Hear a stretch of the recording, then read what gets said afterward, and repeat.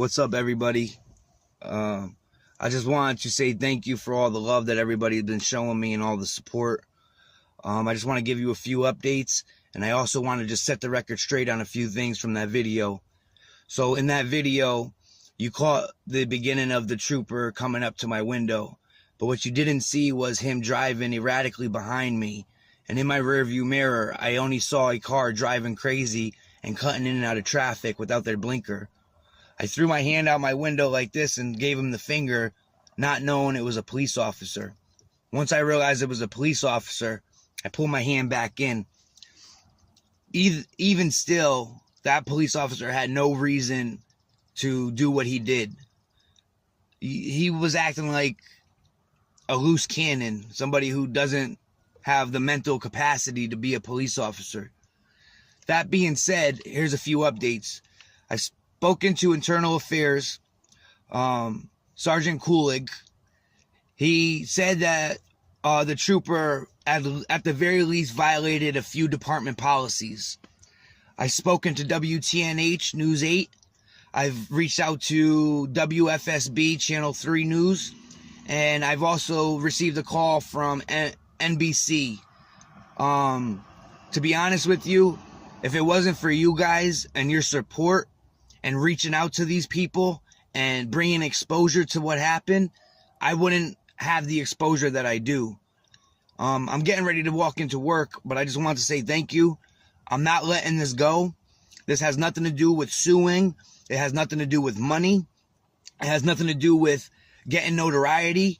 This has everything to do with bringing change and making sure this man doesn't victimize somebody else. Regardless of the fact whether I flipped him off or not knowingly, that's a constitutionally protected act, and it's not illegal, nor is it grounds to pull somebody over. Also, I wanted to speak on the marijuana part. If you noticed in the video, my last video, in the beginning of the video, when he said bye-bye and he was telling me to take off, and he turned back around and he said, give me that marijuana, and pointed in my car, that was him trying to pretend that he had seen marijuana. But when he was handcuffing me when I got out of the vehicle, he was asking me where the marijuana was. Now you have to ask yourself, if he saw the marijuana and he pointed at it and he used it as probable cause to get me out of the car, why is he asking me where is the marijuana?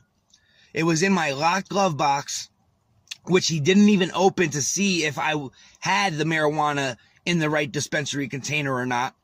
He never asked me for my license, my registration, my proof of insurance, or to even see my medical marijuana card. He didn't ticket me because he had no reason to ticket me. Also, with the speeding aspect, on the Q Bridge, it's a 50-mile-an-hour zone. I was going 60, but as you hear in the video, he said everybody was speeding. Now, I had to somewhat stay up with traffic because they were all speeding, and if you're the slower car in traffic where everybody else is flying by you, it's dangerous to go too slow.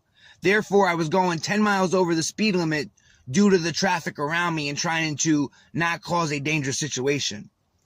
With that being said, San Joaquin Valley, you are the best. Your followers are the best. You've exposed and helped me expose this and get exposure to this video. This was not a cop watch video on my part. The only reason I asked him about the speeding and the riding the tail of somebody else was because he pulled me over and I had an opportunity to ask him about that. In any case, that's not how you conduct yourself as a police officer. There's good cops, there's bad cops, but he is an ugly cop.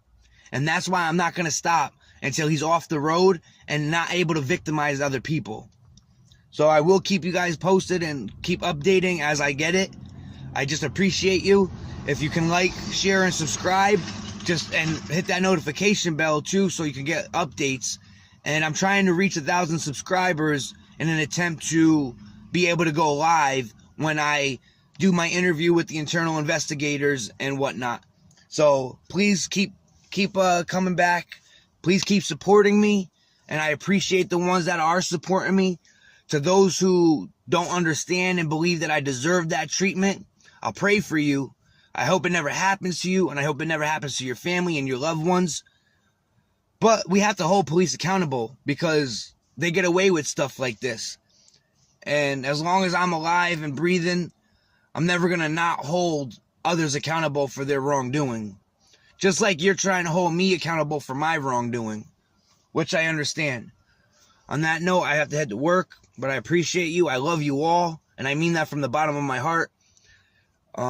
They've mentioned how many phone calls they've had to the Troop F in Westbrook, and I can't tell you how grateful I am to every one of you. Literally every single one of you. Even if you don't agree with what I did, I still appreciate you voicing your opinion. Keep it up. Keep up the great work. Stay blessed, stay healthy, and I love you all.